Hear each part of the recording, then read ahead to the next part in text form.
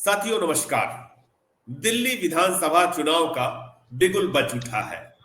अब आम आदमी पार्टी, भारतीय जनता पार्टी और कांग्रेस समेत जो भी छोटे बड़े दल हैं, सभी ने अपनी पूरी ताकत झोंक दी है। जब आप दिल्ली घूमते हैं इस चुनावी मौसम में, जो कि सर्द मौसम भी है, साथ में कभी कभी बदली, कभी कभी हल्की बारिश, और लोगों से बातचीत करते हैं, तो एक बात साफ नजर आती है कि लोग स्थिरता से, दिल्ली की पब्लिक जो कि बहुत प्रबुद्ध मानी जाती है, बेचैन है, परेशान है, और इस बेचैनी परेशानी का वह विकल्प ढूंढने की कोशिश कर रही है। और निसंदेह जो विधानसभा चुनाव के परिणाम आएंगे उसमें वो दिख सकता है। हम सबके बीच हमारे वरिष्ठ पत्रकार साथी और दिल्ली को बहुत नजदीक से देखने वाले, दिल्ली की राजनीतिक पार्टियों को, उनकी राजनीति करने के तौर तरीकों को, साजिशों को, उनके जो तौर तरीके हैं चुनाव लड़ने को, उसको भी बहुत नजदीक से देखते हैं। हमारे साथी विश्व दीपक, आपका बहुत बहुत स्वागत है। बहुत शुक्रिया अवैस जी, बहुत शुक्रिया। विश्व दीपक जी, अब तो धीमे धीमे हम बढ़ रहे हैं चुनाव की तारीख की ओर, 5 फरवरी की ओर। आपको क्या लग रहा है, अभी फिलहाल दिल्ली में जो माहौल है इलेक्शन का, वो बन गया है कि अभी बनना बाकी है? वो सिचुएशन पॉइंट पे पहुंच गया है कि नहीं? देखिए, 1 महीने से भी कम वक्त बचा है वोटिंग के लिए। और अगर उस हिसाब से देखें तो कैंपेनिंग में थोड़ी जान आई है पहले के मुकाबले। हमने पिछली बार जब बातचीत की थी तो कहा था कि जैसे मौसम सर्द है वैसे ही दिल्ली का चुनाव भी सर्द है, ठंडा पड़ा हुआ है। लेकिन 13 तारीख के बाद राहुल गांधी की रैली होगी और उस रैली के बाद ये उम्मीद की जा रही है कि 13 तारीख को ही राहुल गांधी की रैली है। और उस रैली के जी। बाद ये उम्मीद की जा रही है कि जो इस दिल्ली के चुनाव का जो दिल्ली का जो चुनावी संग्राम है, इसमें कांग्रेस पार्टी की जो थोड़ा सा ढीला रवैया है या जो ठंडापन दिखाई पड़ रहा है कांग्रेस पार्टी के कोने में, उसमें थोड़ी सी गर्माहट आएगी और कैंपेनिंग और तगड़ी और अच्छे से शुरू होगी कांग्रेस पार्टी की। एक चीज अगर बात बताऊं आपको विश्व दीपक, राहुल गांधी की रैली तो कल ही है, मतलब आज 12 तारीख है, कल है रैली। कल 13 तारीख है, बिल्कुल। जी। और दिल्ली में जब आप घूमते हैं, दिल्ली में लोगों से बात करते हैं, तो मौजूदा सरकार के प्रति नाराजगी साफ दिखाई देती है। आपको बताऊं कि जो ऑटो वाले थे, जो टैक्सी वाले, जिन्होंने केजरीवाल की सत्ता को बनाए रखा, वो तबका नाराज है। इससे आप पता लगता है कि कितना जबरदस्त ये चुनाव होने जा रहा है। लेकिन लोगों को विकल्प की तलाश है, और कांग्रेस जो है जमीन पर बहुत कम दिख रही है। कांग्रेस कैंडिडेट से भी मैंने कई मिला, लेकिन जो ऊर्जा होना चाहिए, जो एनर्जी लेवल होना चाहिए, वो नहीं दिख रहा। उसकी वजह आप क्या मानते हैं? देखिए, आपका मंतव्य मैं समझ रहा था, इसीलिए पहले ही जवाब में मैंने कांग्रेस का नाम लिया। और सच्चाई यही है कि काम आम आदमी पार्टी और भारतीय जनता पार्टी, मैं कई बार कह चुका हूं और उसको फिर से दोहराता हूं कि आम आदमी पार्टी भारतीय जनता पार्टी की क्लोन है, क्लोन। भारतीय जनता पार्टी जिस तरीके से काम करती है, जिस शैली में काम करती है, उसमें नेतृत्व जिस तरीके से काम करता है, काडर से उसका जिस तरह का संबंध होता है, ठीक वही मॉडल आम आदमी पार्टी ने अरविंद केजरीवाल के नेतृत्व में दिल्ली में रेप्लिकेट किया है। तो ये समझिए कि दोनों पार्टियां एक सी हैं। और रही बात चुनाव की, तो आप जानते हैं कि भारतीय जनता पार्टी 24 घंटे 365 दिन चुनाव के मोड में रहती है और चुनाव के मोड में ही रहती है। उसके सारे नेता, उसके सारे जो आनुषंगिक संगठन हैं, और वो तमाम लोग प्रचार के मोड में ही रहते हैं। यही हाल अरविंद केजरीवाल का है। अरविंद केजरीवाल प्रचार के मोड में ही रहते हैं, और ये आपको भी पता होगा, और अगर मेरे ख्याल से दर्शकों को भी पता होगा, लेकिन अगर नहीं पता है तो उनको ये जानना चाहिए कि दिल्ली में ऐसी बहुत सारे स्कैम्स, घोटाले उजागर हो चुके हैं, जहां पे पता चला कि योजनाएं हैं 10 करोड़ की, और उन योजनाओं के प्रचार जी में जी, खर्च मैं कर दिया गया 20 करोड़। आपको विश्व दीपक, यहीं पर मैं इंटरप्ट कर रहा हूं। कैग की रिपोर्ट आई है जिसमें ये पता लगा है कि दिल्ली की लीकर पॉलिसी से, दिल्ली गवर्नमेंट की लीकर पॉलिसी से, अरविंद केजरीवाल की लीकर पॉलिसी से तकरीबन 2024 करोड़ रुपए का नुकसान हुआ है। यह दिल्ली की जनता की गाड़ी कमाई का पैसा है। क्या कहेंगे इस बिल्कुल, बारे में? बिल्कुल। तो जैसा मैं कह रहा था कि पता चला कि योजना है अरविंद केजरीवाल की 10 करोड़ की, और अरविंद केजरीवाल की सरकार ने उसके विज्ञापन में खर्च कर दिया 20 करोड़ का। अगर आप आरटीआई डालेंगे तो ऐसे आपकी सैकड़ों स्कीम्स आप उठा लीजिए, केजरीवाल की चलाई गई स्कीम्स, चाहे वो दलितों के लिए स्कॉलरशिप की स्कीम हो, आप उसको उठा करके देख लीजिए, चाहे वो मोहल्ला क्लिनिक की स्कीम, वो उठा करके देख लीजिए। अगर आप आरटीआई करेंगे तो आपको पता चलेगा कि योजना थी 50 करोड़ की, अरविंद केजरीवाल ने खर्च किया उसके प्रचार में, विज्ञापन में 100 करोड़। तो तो आम आदमी पार्टी और भारतीय जनता पार्टी एक तरीके से देखें तो पहले से ही दिल्ली में सक्रिय हैं थी। इसमें से एक तीसरा जो पक्ष है वो है कांग्रेस पार्टी का, जो कि थोड़ा सा ठंडा दिखाई पड़ रहा था। और ये बात सच है कि कांग्रेस पार्टी में संगठन की कमी है और बेइंतहा कमी है। और दिल्ली की सत्ता से जब से बाहर हुए हैं तब से आज तक ना इनके पास कोई क्रेडिबल लीडरशिप आई है, ना ही उन्होंने संगठन बनाने पे कोई खास काम किया है, ना ही फोकस किया है, ना ही ग्राउंड लेवल पर उस तरह से मोबिलाइजेशन किया है। और दिल्ली में जैसा मैं बता चुका हूं पहले भी और कई बार कह चुका हूं, फिर से कह रहा हूं कि दिल्ली का जो राजनीति है, दिल्ली का जो चुनाव है, उसको उत्तर प्रदेश, मध्य प्रदेश, बिहार के नजरिए से नहीं देखा जा सकता। दिल्ली में बहुत अलग अलग बिल्कुल, दिल्ली में अलग अलग तरह के ग्रुप्स हैं। जैसे एक सिखों का ग्रुप है, एक पूर्वांचलियों का आजकल समूह बहुत डोमिनेंट है, वो हावी है। दिल्ली में एक जमाने में काफी जो बनिया समूह है उसका बहुत बड़ा दबदबा हुआ करता था, जिसका की रिफ्लेक्शन आपको भारतीय जनता पार्टी के उस जमाने की लीडरशिप में भी दिखाई पड़ता है। दिल्ली में जाट है, दिल्ली में गुर्जर है।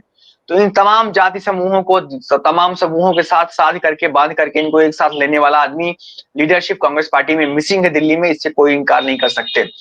तो एक तो यह है कांग्रेस पार्टी की साइड से जो चुनाव प्रचार ठंडा पड़ रहा है उसका ये कारण है। हालांकि मैं उम्मीद करता हूं और तमाम लोग उम्मीद कर रहे हैं कि 13 तारीख के बाद, राहुल गांधी की रैली के बाद हो सकता है कि वो इसमें थोड़ी सी जान आए। अब आते हैं दूसरे सवाल पर कि जो कैग की रिपोर्ट और अरविंद केजरीवाल के ऊपर जो ये आरोप लगा है, तो मुझे इसमें सीधे सीधे विनोद राय की याद आती है। विनोद राय ने एक, आपको याद होगा कि जब ये स्कैम्स हुए थे, यूपीए की सरकार थी, उन्होंने कहा था कि सीएजी के ही वो चीफ थे, उन्होंने कहा था कि नोशनल लॉस हुआ है। जी जी उन्होंने तब कहा था कि उन्होंने कहा था कि नोशनल लॉस हुआ है 1 लाख, अगर मैं ठीक से याद कर रहा हूं तो 1,76,000 करोड़ रुपए का स्पेक्ट्रम पर उन्होंने नुकसान बताया था कि पब्लिक एक्सचेकर को इतने का नुकसान हुआ है। लेकिन एक्साइज पॉलिसी में तो साफ साफ यथार्थ में नुकसान हुआ है, ये नोशनल लॉस नहीं है। ये तो कैग की रिपोर्ट में जो विनोद राय ने जो किया था, उस रिपोर्ट को जब पब्लिक हुई थी और मीडिया में उसको जिस तरह से चर्चा हुई थी, उसके बाद कैंपेन शुरू हुआ था, तो वो एक तरह से इतिहास लौट करके फिर से पुनरावृत्ति करके उसी चौराहे पे फिर से खड़ा है। अब देखना ये होगा कि अरविंद केजरीवाल जो एंटी करप्शन प्लैंक पर सत्ता में आए थे, जो ये कह करके आए थे कि हम भ्रष्टाचार मिटा देंगे, हम सरकार को अकाउंटेबल बनाएंगे, हम दिल्ली को विश्व स्तरीय शहर बनाएंगे, अब वो इस भ्रष्टाचार के मुद्दे पर क्या रुख लेते हैं, एक बात। दूसरी बात इसमें ये देखने वाली होगी कि मीडिया, जो कि हमेशा से ये आपने देखा है कि यूपीए के दौर में किस तरीके से कैंपेनिंग हुई थी, एंटी करप्शन मूवमेंट बन ही गया था, इंडिया अगेंस्ट करप्शन, आईएसी नाम का एक प्लेटफॉर्म ही बन गया था इंडिया अगेंस्ट करप्शन का। उस प्लेटफॉर्म में देश के तमाम बुद्धिजीवी, तमाम सामाजिक संगठन के कार्यकर्ता और पॉलिटिकल एक्टिविस्ट सब जुड़े हुए थे और एक लंबी कैंपेनिंग हुई। तो अब देखना होगा कि अरविंद केजरीवाल के खिलाफ ये जो सीएजी की रिपोर्ट आई है, इस पे कितनी कैंपेनिंग होती है, इसको मीडिया कितनी शिद्दत से उठाता है और इस पर केजरीवाल का खुद का रवैया क्या होता है, क्योंकि एक मोरल क्वेश्चन भी है, एक नैतिकता का सवाल भी है। आपको लगता है क्या कि अरविंद केजरीवाल मोरल बैकग्राउंड पे या नैतिकता की बात पे कहीं खरे उतरते हैं, या कहीं पर जो गलतियां हुई है उन्होंने की है उसको कहीं स्वीकारते नजर आते हैं क्या? या देखिए, मैं तो जी अरविंद केजरीवाल बहुत ही प्रैक्टिकल आदमी है। उन्होंने पहली बार जब सरकार में आए तो उन्होंने फिर इस्तीफा दे दिया था, और इसके बाद उन्होंने कहा कि हम गाड़ी नहीं लेंगे, बंगलो नहीं लेंगे, लाल बत्ती नहीं लेंगे और कोई सुविधाएं नहीं लेंगे, और हमारे मंत्री आम जनता की तरह, आम सेवक की तरह रहेंगे। और उन्होंने क्या किया हम सबने देखा। उनके पास बहुत महंगी गाड़ी है जिसकी कीमत शायद 50-60 लाख 70 लाख के आसपास है। उनके कैवलकेड में कम से कम देसी गाड़ियां चलती हैं सुरक्षा की। उनके शीश महल के चर्चे तो गली गली में है, पर्चे बट रहे हैं उसके शीश महल के। उनका टॉयलेट कितने का था, टीवी कितने का था, रेफ्रिजरेटर कितने का था, ये सारी चीजें खुल करके सामने आ चुकी हैं। तो अरविंद केजरीवाल नैतिकता के सवाल पर इस चीज का जवाब देंगे, ये मैं उनसे उम्मीद नहीं करता हूँ। वो उतने ही अनैतिक हैं, उतने ही भ्रष्ट हैं जितना कि इस देश का कोई भी दूसरा पॉलिटिशियन हो सकता है। इनफैक्ट वो ज्यादा उनको मैं जिम्मेदार मानता हूं, क्योंकि उन्होंने ये मोरल पोजिशनिंग ली थी, ये क्लेम किया था कि हम भ्रष्टाचार के खिलाफ हैं, हम भ्रष्टाचार, जिन रास्तों से भ्रष्टाचार आता है उन रास्तों से हम बच के रहेंगे, उनको बंद करके रखेंगे। तो मैं मानता हूं कि उनकी बड़ी जिम्मेदारी बनती है। जी बताया जो इम्पोर्टेंट पॉइंट है कि मैं कल दिल्ली के तमाम जगहों पे घूमा, लगातार घूम रहा हूँ। सॉरी जी, दीक्षित को बहुत याद कर रहे हैं, जी, बहुत याद कर रहे हैं। मैंने लोगों को उदास होते रोते देखा चुनाव के इस माहौल में। एक दो वीडियोस भी मैं दर्शकों को दिखाना चाहूंगा। आप ये दो क्लिप्स दर्शक देखें, आपको समझ में आएगा कि शीला दीक्षित को दिल्ली याद कैसे कर रही है। दरअसल एक चीज बताइए विश्व दीपक, ये जो स्मृतियां हैं अचानक बहुत तेजी के साथ पिछली कांग्रेस सरकार को लेकर बढ़ी है, उसकी वजह क्या नजर आता है? क्या इतना दुखी हो गई है दिल्ली की जनता कि अपने पुराने नेता को याद कर रही है, कांग्रेस को याद कर रही है? अवेश जी, अगर आप इसके पीछे अगर आप लोगों का सामूहिक मनोविज्ञान पढ़ें, एक टर्म आता है साइकोलॉजी में जिसको कि एडलर और जुग ने पॉपुलराइज किया था, जो बड़े मशहूर वैज्ञानिक थे दुनिया के स्तर पर उनका नाम था, सिगमंड फ्राइड वगैरह ने भी इस पे काम किया है। वो ये है कि मास साइकोलॉजी, यानी कि जनता का सामूहिक मनोविज्ञान। तो अगर आप जनता के सामूहिक मनोविज्ञान को पढ़ें आप आज के दौर में, तो मुझे लगता है कि वो एक प्रायश्चित के दौर से गुजर रहा है। यही हाल हमने मनमोहन सिंह के निधन के बाद देखा। जब तक मनमोहन सिंह जिंदा थे किसी को उनकी याद नहीं आई, किसी ने उनको हेल नहीं किया, लेकिन जिस दिन वो मरे, उनका निधन हुआ, उसके बाद उनके बारे में श्रद्धांजलियों का, संस्मरणों का जो दौर शुरू हुआ तो 3-4 दिन तक लगातार चलता रहा। लोगों के आंसू रुकने का नाम नहीं ले रहे थे। तो ये जो अच्छे दिनों का जो वादा करके जो लोग सत्ता में आए थे, उन्होंने इतना खराब स्थिति कर दी है कि लोगों को लगता है कि काश मेरे पुराने दिन ही वापस दे दो, वही मेरे दिन अच्छे थे। यही कारण, यही वजह थी, यही जो फीलिंग थी जिसको हमने मनमोहन सिंह के बारे में देखा, वही फीलिंग दिल्ली की जनता में शीला दीक्षित के लिए है। अरविंद केजरीवाल आए थे एक नया वादा करके, नई दुनिया बनाने का वादा लेकर के आए थे। उन्होंने कहा था कि हम एक नई किस्म की दिल्ली बनाएंगे। अब लोगों को लग रहा है कि तुमने नई तो नहीं ही बनाई, जो बनी थी उसको भी खराब किया, तो कम से कम मेरे पुरानी वाली ही दिल्ली दे दो। यही वजह है कि लोग शीला दीक्षित को याद करते हैं। और आप समझिए ये प्रायश्चित का, इस याद के पीछे जो कारण है वो है प्रायश्चित। वो है एक उनको खो देने का, उनको रिमोर्स, एक उनको ना समझ पाने का। बिल्कुल बिल्कुल बिल्कुल। विश्व दीपक, आज मैं देख रहा था जो संदीप दीक्षित है, शीला जी के बेटे जो भी खड़े हैं नई दिल्ली विधानसभा सीट से चुनाव मैदान में, उसमें मैंने दो चीजें देखी। मैं आपसे दो सवालों पर रहूंगा। पहला सवाल, एक ट्वीट उन्होंने बड़ा मरमाहत करने वाला आज किया है, जो कि देखने में बहुत ही वो लग रहा है। उन्होंने लिखा कि अपनी माँ को याद करते हुए कहा है कि इसी रिपोर्ट पर उन्होंने कहा कि आपकी वजह से आपने मेरी माँ को जैसे जैसे बदनाम किया, वह बात ठीक नहीं थी। आपने मेरी माँ का अपमान किया, आपने मेरी माँ को लगातार कहा कि उन्होंने ये किया वो किया, और अब जो है आपकी चोरी सामने आ गई है कैग की इस रिपोर्ट से। आप एक चीज बताइए, कैग की रिपोर्ट अभी इस वक्त आई है, निसंदेह ये भारतीय जनता पार्टी ने कैग का भी इस्तेमाल किया होगा जिस तरह से तमाम एजेंसियों का कर रही है। कांग्रेस किसी एक व्यक्ति को अब तक प्रोजेक्ट क्यों नहीं कर पाई कि नहीं, ये व्यक्ति जो रहेगा वो हमारा टॉप लीडर रहेगा, इसकी लीडरशिप में चुनाव लड़ा जाएगा? वो संदीप दीक्षित भी हो सकते थे, वो पवन खेड़ा भी हो सकते थे, वो अलका लांबा भी हो सकती थी, कोई भी हो, देवेंद्र यादव हो सकते थे। आपको क्या लगता है कि कांग्रेस पार्टी चूकी है क्या इसमें? असल में इसमें दो चीजें हैं। देखिए, एक तो ये है कि जो संदीप दीक्षित ने लिखा है, मुझे याद है कि अरविंद केजरीवाल क्या बोलते थे कि शीला दीक्षित के घर में 12-12 एसी लगे हुए हैं और उनका कैबिनेट चलता है, उनके पास बहुत बड़ी गाड़ी है। बाद में पता चला कि उनके पास बहुत ही साधारण सी गाड़ी है, मारुति सुजुकी की है, कोई ब्रांड है, मुझे याद नहीं आ रहा उसका नाम अभी। और वो बहुत ही साधारण से घर में रहती थी जहां पे बाद में मनमोहन जी रहे। गजब संयोग देखिए, मनमोहन सिंह भी उसी घर में रहे जिसमें शीला दीक्षित रहती थी। मनमोहन सिंह के निधन के बाद लोगों ने उनके लिए भर भर के आंसू बहाए, उनको रोते हुए याद कर रहे हैं। आज दिल्ली के लोग शीला दीक्षित को याद कर रहे हैं। और बहुत ही साधारण से सादगी से वो रहती थी। हाँ, उनके अंदर एक जो कह सकते हैं कि एक कल्चर्ड महिला थी, वो एक अलग चीज थी जिसको लेकर के अरविंद केजरीवाल हमेशा, या अरविंद केजरीवाल जैसे तमाम लोग जो है हमेशा एक इन्फेरिटी कॉम्प्लेक्स में रहते हैं। तो ये उनकी समस्या है। और जो संदीप दीक्षित ने कहा है वो एकदम सही बात है कि इन्होंने जो बेबुनियाद आरोप लगाए थे, अगर उसमें जरा से भी सच्चाई होती तो आज दिल्ली की जनता को ये प्रायश्चित नहीं होता। लेकिन जो दूसरी बात है वो ज्यादा अहम है, और वो ये है सीएजी की रिपोर्ट। सीएजी की रिपोर्ट में आप ये देखिए कि केजरीवाल उस पर मोरल स्टैंड क्या लेते हैं ये देखने वाली बात होगी। हालांकि मैं हम लोग एक्सपेक्ट कर सकते हैं कि वो उस पर कोई उसको ये कहेंगे कोई बीजेपी की साजिश है और बीजेपी ने उनको बदनाम करने के लिए लगाया है। लेकिन केजरीवाल का जो ब्रांड था वो था एंटी करप्शन प्लान पे आए थे, भ्रष्टाचार विरोधी उनकी इमेज थी, उसकी क्रेडिबिलिटी को बीजेपी ने ध्वस्त कर दिया है। अब आती है तीसरी बात कि कांग्रेस के पास कोई चेहरा क्यों नहीं है। तो इसके पीछे थोड़ी सी दो चीजें मैं मानता हूं। एक है कांग्रेस पार्टी का इतिहास। आपने गौर किया होगा कि कांग्रेस पार्टी जब से सत्ता में है या इंदिरा गांधी के जमाने से आप देखें तो मुझे लगता है कि हर स्टेट में आप चाहे देखें कि ऐसा नहीं होता कि वो लोग चुनाव से पहले ही कोई फेस अनाउंस करते हैं। आमतौर पर नहीं करते हैं, कहीं कहीं करते हैं, कहीं कहीं नहीं करते हैं। वो स्टेट के हिसाब से अपनी उनकी स्ट्रेटजी होती पॉलिसी है, लेकिन इलेक्शन के रहती है, हिसाब लेकिन से। मोटे तौर पे नहीं करते हैं। और जहां तक रही बात दिल्ली की, तो दिल्ली में मैं मानता हूं कि शायद कांग्रेस पार्टी भी अपने आप को नॉन प्लेयर मान के चल रही थी अभी तक।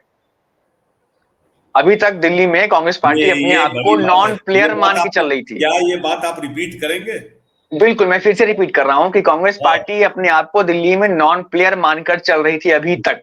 राहुल जी गांधी जी। की भारत जोड़ो यात्रा के बाद, लोकसभा चुनाव के थोड़ा सा अच्छे परिणाम मिलने के बाद और केजरीवाल की जो इमेज थी, ब्रांड केजरीवाल, उसमें जबरदस्त डेंट लगने के बाद और मोदी की असफलताओं के बाद उनको लगने लगा है कि नहीं वो एक विकल्प हो सकते हैं। तब जी। अब उन्होंने उस दिशा में काम करना शुरू किया है। तो अब देखिए क्या कर पाते हैं और कहां तक जा पाते हैं वो। विश्व दीपक कह रहे हैं दर्शकों की कांग्रेस पार्टी ने काम करना शुरू किया है। और निसंदेह हम सब चाहते भी हैं कि जो भी पक्ष विपक्ष की पार्टियां हैं पूरे जोशो खरोश के साथ चुनाव लड़े, भले वो आम आदमी पार्टी हो, कांग्रेस हो, चाहे बीजेपी हो, पूरी ताकत के साथ लड़े।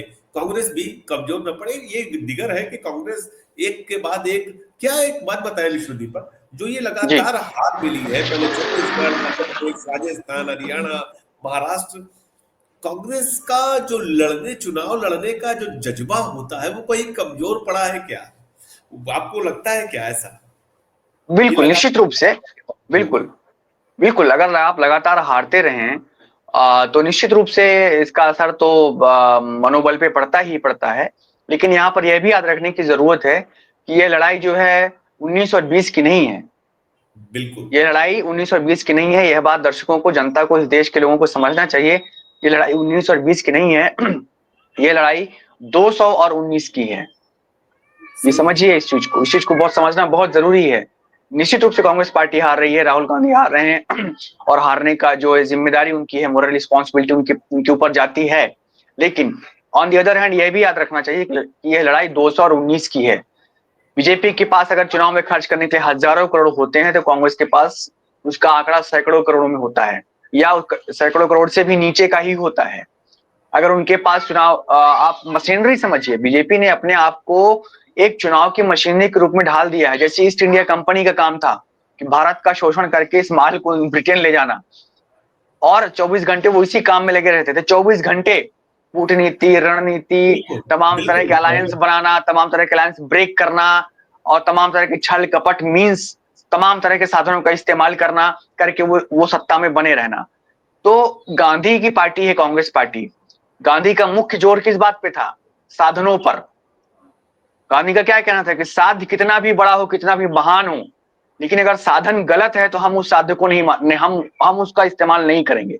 बहुत बढ़िया। गांधी, कांग्रेस में यही फर्क है बीजेपी में। और वो गांधी की वो जो सोच है वो कहीं ना कहीं इस पार्टी के डीएनए में है। निश्चित रूप से उसका उस सोच को दरकिनार किया गया है, मतलब उसको किनारे लगाया गया है। लेकिन टोटल किया गया है उसको। बिल्कुल, बिल्कुल, लेकिन वो डीएनए में है। लेकिन इस ये पार्टी की सोच में ये नहीं है। इस पार्टी की सोच में यह मुस्लिम लीग की तरह है कि साधन कोई भी हो, हमको सत्ता चाहिए, जो मुस्लिम लीग ने किया था, भारतीय मुस्लिम जनता लीग ने पार्टी, किया था। आरएसएस। बिल्कुल बिल्कुड़, बिल्कुल। चाहे हमको बहुत अच्छी डायरेक्ट बात एक्शन कह डे रहे कॉल हैं विश्व करना पड़ा। दीपक जी आप।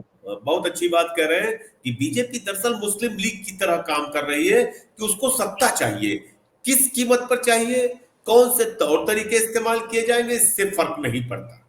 ये बात बिल्कुल साधन सच क्या है। होंगे इससे फर्क नहीं पड़ता। बिल्कुल नहीं फर्क पड़ता। अब विश्व दीपक देखते जा रहे हैं हम लोग कि दिल्ली का चुनाव किस ओर बढ़ता है। और राजनीतिक पार्टियां क्या कुछ करती हैं, बहुत कुछ सामने आना है। और मुझे लग रहा है कि इस बार का चुनाव जो है वो बहुत ही अधिक रोमांचक होने जा रहा है। फिर मिलते हैं हम आपसे और बात करेंगे दिल्ली के चुनाव की। दर्शकों, आपका भी शुक्रिया। विश्व दीपक, आपको भी नमस्कार। चलिए, बहुत शुक्रिया अवैध जी। और